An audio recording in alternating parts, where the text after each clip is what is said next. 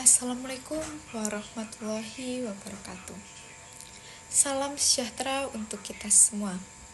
Yang saya hormati hadirin sekalian. Pertama-tama marilah kita panjatkan puji dan syukur kehadirat Allah Subhanahu wa taala karena atas rahmat dan karunia-Nya kita bisa berkumpul di sini dalam keadaan sehat dan berbahagia. Teman-teman yang berbahagia, pernahkah kita membayangkan seperti apa jadinya bangsa ini tanpa pendidikan? Bagaimana masa depan anak Indonesia jika mereka tumbuh tanpa ilmu, tanpa guru, tanpa semangat belajar? Pertanyaan ini bukan sekedar renungan, tetapi kenyataan yang harus kita hadapi. Pendidikan bukan hanya soal membaca dan menulis, tetapi tentang membangun masa depan, menanam harapan, dan menciptakan peradaban. Kita tahu, pendidikan di Indonesia belum sepenuhnya merata.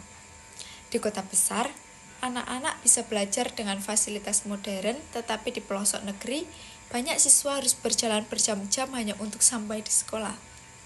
Masih ada sekolah yang berdinding papan, kekurangan guru, bahkan tanpa listrik.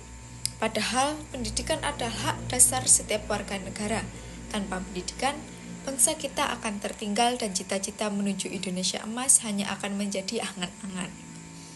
Tetapi teman-teman yang berbahagia, untuk memahami betapa pentingnya pendidikan, mari kita bahas 3 gagasan utama kita. Yang pertama yaitu pendidikan adalah pondasi utama kemajuan bangsa. Negara yang besar bukanlah negara yang memiliki kekayaan alam, tetapi negara yang rakyatnya berpendidikan tinggi. Lihatlah negara-negara maju di dunia. Mereka berhasil karena menempatkan pendidikan di posisi tertinggi dalam pembangunan. Pendidikan melahirkan generasi yang kreatif, inovatif, dan mampu bersaing di lancah global. Jika setiap warga negara Indonesia mendapatkan pendidikan yang layak, maka kemiskinan dan pengangguran dapat berkurang, dan bangsa ini bisa melangkah lebih jauh menuju kesejahteraan. Yang kedua, pendidikan tidak akan berhasil tanpa kerjasama antara pemerintah, masyarakat, dan dunia pendidikan. Pemerintah memang memiliki tanggung jawab besar untuk menyediakan fasilitas, kurikulum, dan tenaga pengajar, tetapi masyarakat juga harus ikut terlibat. Orang tua harus menjadi motivator bagi anak-anaknya, guru harus terus berinovasi, dan dunia usaha dapat mendukung melalui beasiswa atau pelatihan. Kita tidak bisa menyerahkan tanggung jawab pendidikan hanya kepada sekolah. Pendidikan adalah tugas bersama seluruh bangsa. Jika setiap pihak saling bergandengan tangan, maka tidak ada lagi anak Indonesia yang tertinggal.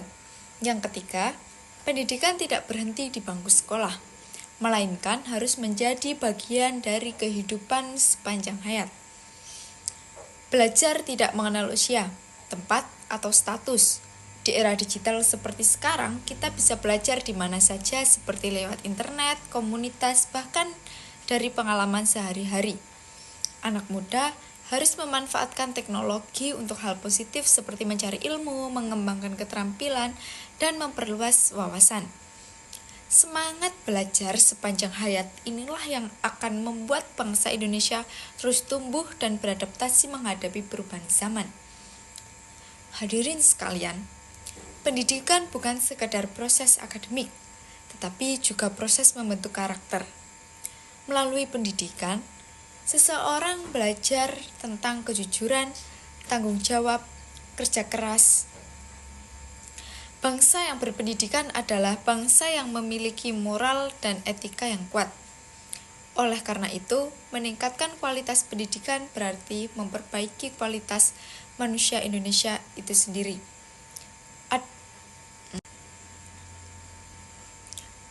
Ada yang berkata, sekolah tinggi tidak menjamin kesuksesan.